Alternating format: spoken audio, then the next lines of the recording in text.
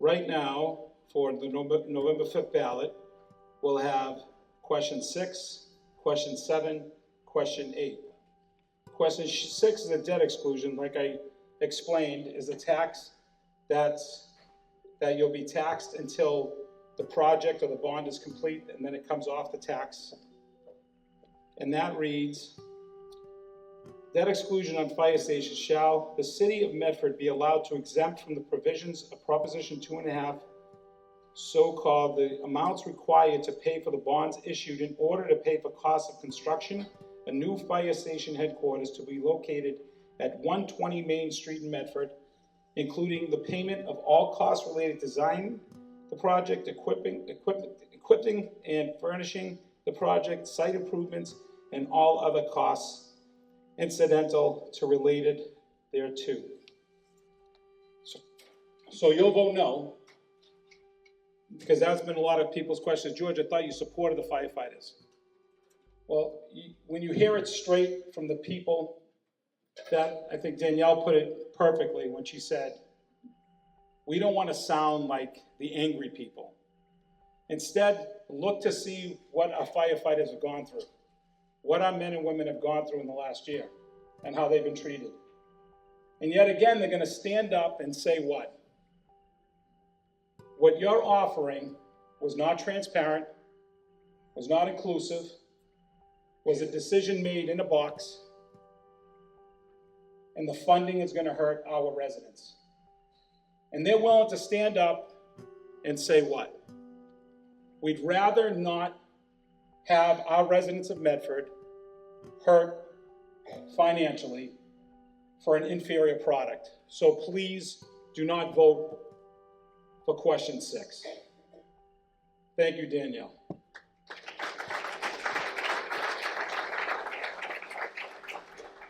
Question 7 is funding schools and street repairs. Shall the city of Medford be allowed to assess an additional $3.5 million in real estate and personal property taxes for FY25 general operations of the Medford Public Schools? $3 million includes but not limited to funding costs for teachers, literacy coaches, behavior specialists, administrative assistants, nurses, and for regular facility maintenance, and for FY25 general operations DPW, including but not limited to additional staff for road and sidewalk infrastructure repair for fiscal year beginning July 1, 2024. Okay, that's question 7.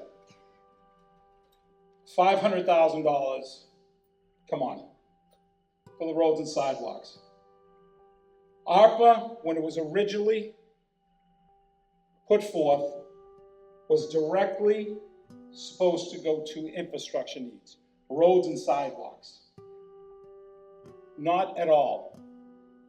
So now we sit here and say we're going to give them $500. Thanks. This is an issue that I put forth years ago when we tried to put a sidewalk and hot top crew together to save the city money, because the mayor kept coming to us for $2.5 million bonds for sidewalks, and we never saw sidewalks being done. We could never catch up. And I know my colleagues say, see, we're right, we have no money. Not right.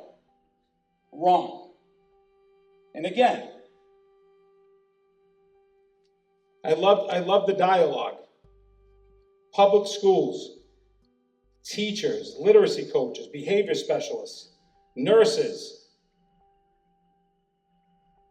The superintendent have already has the expert in the state has shared some amazing information.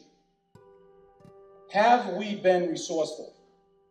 Has the school committee and the school department been resourceful in creating revenue? No. I know my colleagues will say, again, he's not telling the truth, because their social media sites tell you that. But I have shown everyone, very simple, meeting after meeting, and if you want to look down, watch them on YouTube, from step to step, we showed an avenue to come out of this without hurting kids or teachers or schools We showed them that avenue through free cash. And what did they do? They imposed a rule to shut me up. So now we move forward. One of our members got a phone call from a school kid member. And that school kid member said, "How dare you put a no sign on your lawn? Are you going to be happy when we lay off 40 teachers? Shame on that person." Because that's the same exact question I posed in the open meeting in front of everybody and said, why put the schools, the children, the teachers through this? Take the $5 million out of free cash, put the fear away, and then let's all get to the table and make the right decision for our community with an open and transparent process. So that, ladies and gentlemen, question 7, no.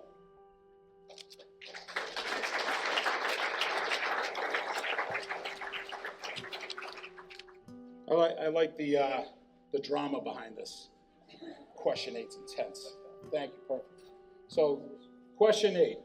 This override will expand vocational programs and increase student access to the arts by giving us the funding to pay for new programming, staff to help students succeed, fix the school schedule at the level, and increase educator and paraprofessional compensation to ensure living in competitive wages.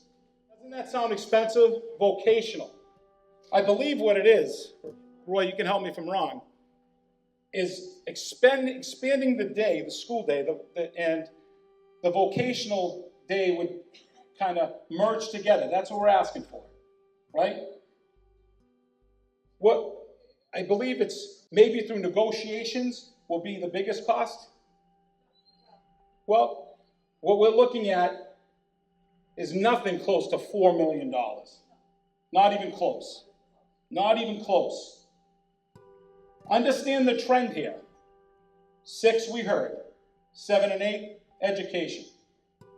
Understand every single community that has fought for an override in their communities has used what? The children in the schools. Don't hurt our children. Don't hurt our schools. Well, I asked my colleagues and the people on the other side that's supporting this, where were you the meeting that you shut me up when we asked for free cash that we had? And you were there. And you still have it. So let's understand this.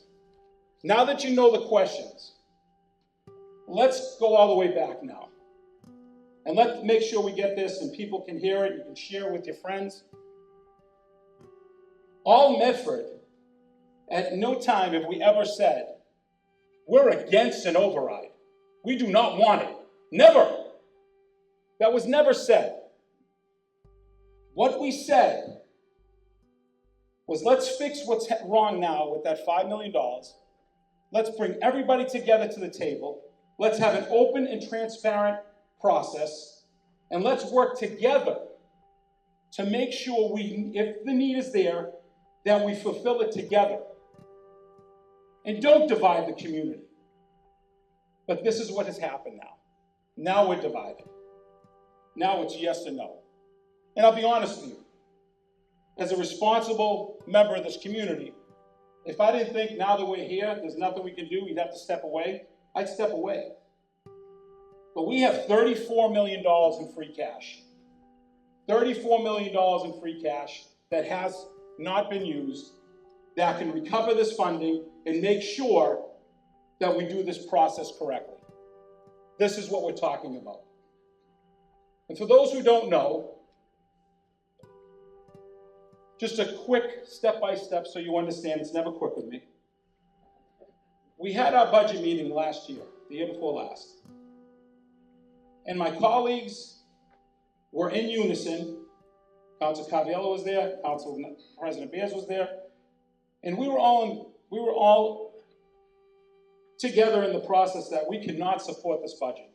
It's too dangerous. So we were all for it. Until the night of the meeting, Councilor Carviello and I stood there, and our council leadership team came out and said, hey, we just met with the mayor behind closed doors, and we're gonna vote for the budget. They've come to an agreement. What agreement? I didn't know what agreement it was. Councilor Carviello, Council Knight didn't know what agreement was, but there was some sort of agreement. Well, as this grew, we kind of realized what the agreement was. A financial task force was created. A school committee member, 2 city councilors, the chief of staff, and the mayor. 5 people with no background in financial backings. Nothing. At least not enough to lead us to the spot we need to be. So we move forward. This financial task force is meeting. We don't hear anything. There are no minutes. There's no information. We're told we're going to have a meeting before we do anything. Well, you hear rumblings, so we call for a meeting. So we have a city council meeting. And I believe it was a week before we had a subcommittee meeting. And a very smart resident asked our council president a very simple question, a very important, powerful question. They said, so if you ask for an override and it doesn't pass, what does that mean? That means devastation for the school department and our children. Imagine. So I came back the following week and I presented a plan that said what? Use our free cash. Let's come to the table and do the right thing for our community. And let's not leverage our kids in our schools. But guess what happened? It's called Rule 21. Councilor Scott Pelley shut down, can't speak. And this is how we're getting messages. The Financial Task Force's plan was an override plan. That was what they came out with. We asked for the minutes, we asked for more information. How do we get there? Who was involved? No answer. Now maybe the other side, because my friends are telling me, George, they're beating you up, they're beating you up. That's fine. But this is all true. This is all on tape. So, typical fashion, Friday we get emails from the mayor's office with $7.5 million. Tuesday we come to a meeting, we're going to vote on it. So, as a responsible city councilor, I will now invoke our Rule 21, close the meeting, and ask for an open meeting with everybody to talk about this in more depth. Something that's unheard of, has never been heard of, never been done before. But our council leadership suspends the rules of the meeting and imposes a vote to not invoke Rule 21. So, done, you can't talk about it. But I will tell you, the council had 5 subcommittee meetings to talk about a city council newsletter. 5. And guess what that's free, nothing. But for papers adding up to $7.5 million and possibly more, they don't want to talk about it. So what do? We move on to the next meeting, and they said, okay. I reach out to my state representative, and I asked them, what is the plan? What can I do? And they said, okay, legal from the state said you can now invoke Mass General Law 43, Section 22. That supersedes any Medford rule, shuts the meeting down. Well, we get to the next meeting, our leadership team does the same exact thing, suspends the rules, says they cannot impose Rule 21. I then invoke Section 22. Council leadership says, no, you can't do that. Against the rule, against the law. Because what was going to be said is this, and listen closely, because this is how real communities do it. In 2009, working in the city of Somerville, Mayor Joe Curtatone was at a crossroads with his community. Big cuts looming. He convenes a group, a working group, a financial working group that consisted of financial minds from Tufts, MIT, Harvard. Banking leaders, you had the Sloans from Century Bank.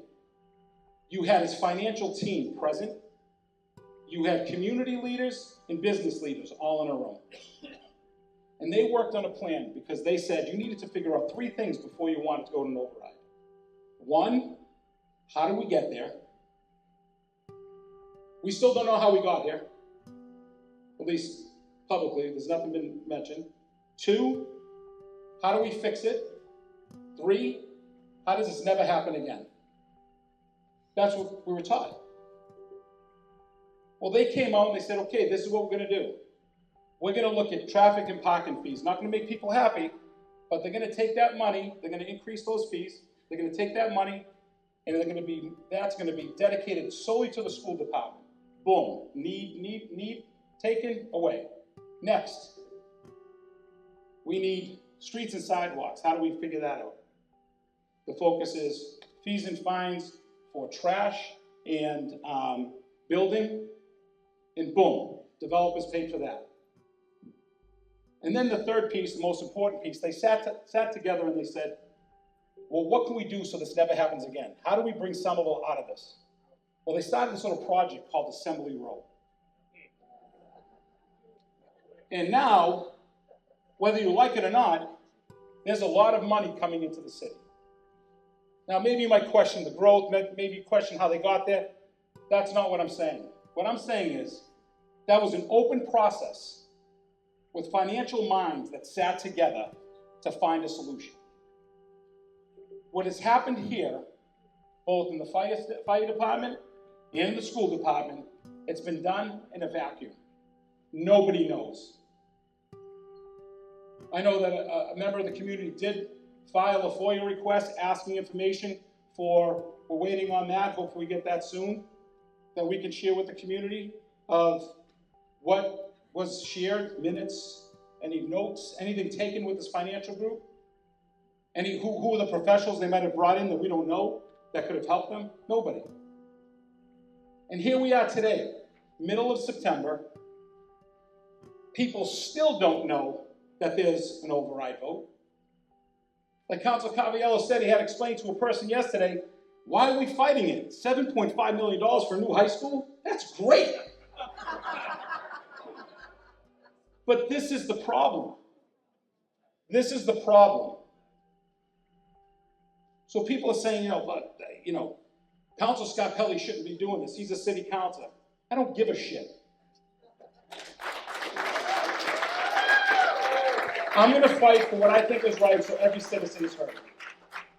Because I will tell you, it's not that I'm new to this, or I wouldn't do this, or I wouldn't have the guts to do something like this, because there are 3 former councilors in this room, and only one of them, sorry Rick, only one of them put forth a debt exclusion that was properly put together by the best financial mind in Medford, and Alicia Numley, and we looked at the process of creating funding for a new main fire station on Main Street. And it was so simple. We would exclude senior citizens because you know what? You're hurting. Senior citizens are hurting. The vulnerable community, our disabled, our veterans, eliminate those groups, and see what we can do. And I believe at the time it was $17 a month. We could swallow that, couldn't we? But that was with the process that gets started. Even this process right now, nobody knows what's going on. We still don't know what's happening. Nothing's been posted. I know there's rumblings that money's already being spent from free cash out of the $34 million. Nothing's been done yet. So having this meeting tonight is so important, this fundraiser is so important.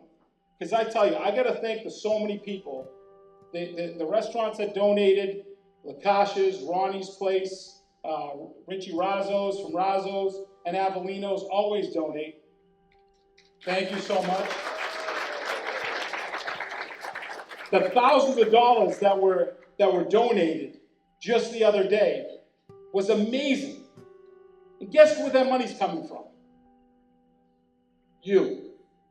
Hard-working Medford residents that want to do anything they can and fight. My neighbor, who's 84 years old, came to my house today and said, George, I can't come. Here's $8.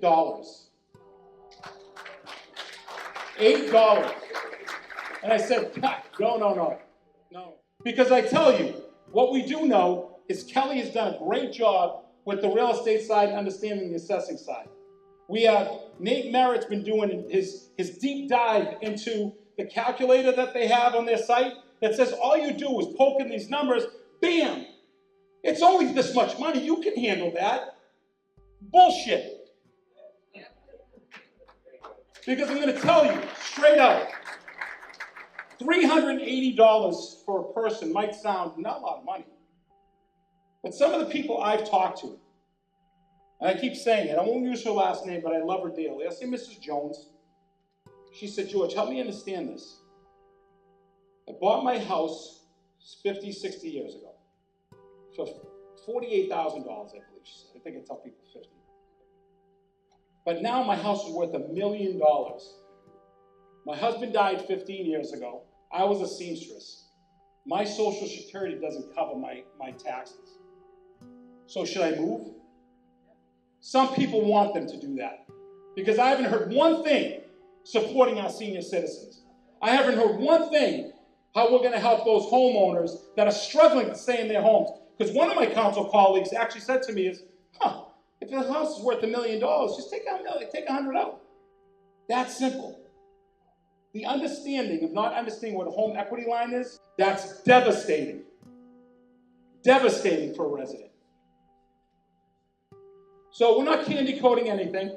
I'm not hiding anything. Everything you see has been public. I have told my council colleagues what they're doing is dangerous to our community. We still don't see the information how we got here. The way they want to get out of it is by taxing. Here's the other piece. Hey, it's only this much money. If I hear that again from people, I'm going to lose my mind. Because understand this, and I'll end with this. What do we talk about one of our first meetings, subcommittee? Rent control. Then we talked about a transfer tax. Then we talked about a registry fee. And then we talked about overrides. But it stops there, right? Oh no. Because my brother, I'll use my brother for example, just got his house assessed. An additional $400 a month. Now, he's a young man, works very hard. Hopefully he can recover. But then, Kelly did some homework, and we found out his assessment in 2024 that's starting now, he thinks it's over with the assessment side. But Kelly, what did we say? What are we hearing? In 2025, they're going to use the sales data from 2023, which was the peak of the real estate market to assess your homes. It's going up again. It's going up again. So if we heard any of that in their homework? No. But it's only $400. But let's go a step further. A minimum $200 million new renovated high school. Who fits that bill? You. We want a new high school. A new one. Take it down, I want a new high school. Looking at $400 million. Do you people don't understand what that number equates to? It's dangerous. It's scary and it's dangerous. So I didn't want to bring you out to scare you, but I brought you out to wake you up. This group never wanted to say no to an override. But we heard it from the smartest educational mind that I've been around, that we haven't seen enough creativity, we haven't seen enough information, and there has been no transparency to show that we need this. We've talked to our fire department, our firefighters are saying, don't hurt our residents. Don't build something just to check a box. We don't want the fire station. Done. So if they're saying it, and I've spelt it out for everybody. It's a very simple process right now. fix the budget with the $5 million in free cash. Let's move forward and think of different ways to be creative. Like, let's be shocking and look at new growth and development. Something we haven't seen. Am I lying, Ricky? How many 40B jobs did we lose? 3. How much money just in permits with those 3 projects would have been millions of dollars? And then tax revenue, Rick. You've done the homework on it. How much? 4,000 Mr. Valley Parkway, if that was built when it was supposed to have been built, probably looking at $16 million. $16 million. So that's one building. One building. So again, these aren't lies, these are true numbers. And again, you wish you had a platform, but I've been shut up way too easy. Well, in this forum, I'm not. And you're my voice. You're helping us spread the message now. So this is what we need. We have a list right now of over 600 volunteers. 600 volunteers. We have captains that are going to be doing standouts, that we have about 60 to 80 people? 60 to 80 people already signed up to do standouts. I'm asking all of you, October 15th, Zach, if you want to come on out, we're going to meet at Hormel Stadium. Everybody's going to come out and we're going to take our message and we're going to go to the neighborhoods and we're going to knock on doors and we're going to give people the information that no one in the city has given them to help them understand. Understand the rest of everybody else, don't be afraid. If a school committee member knocks on your door and says, shame on you, be armed that you have the information right now. Be armed that you know the truth. So tomorrow, when you go to the coffee shop, or tomorrow when you go next door and you talk to a neighbor and have a cold drink, sit down with them and say, hey, do you know about the overrides? Because the fire don't want it, the educational minds think it's absurd, and it's going to hurt people. And here's the other piece that I seem to forget, and I don't ever want to forget this. I have grew up in a home with tenants. My dad made sure that we treated our tenants with pride and with respect, and we made sure we kept our rent reasonable. To the fact that my brother took that, and we still have the same family there that have been there for 10 years. That family pays for a 4-bedroom in Medford. They pay $2,400. Pretty cheap. We all know that. He will not raise that rate. What people have to understand, if these taxes come about, taxpayers cannot handle this on their own. It's going to be passed down to the tenants. And renters are going to go through the roof. So, I want to thank all of you for coming out tonight. Did I miss anything, Rick? Are you sure? He's my captain. Rick's going to tell me. Again, I will tell you, we've got great people working on this. I'm so excited for the energy. There are, right now we have 260 signs already on the street. Steve's gone. We have 260 signs on the street, and we have another 200 here tonight. Make sure you take your sign, but make sure you leave your name and your address so we know you've taken it.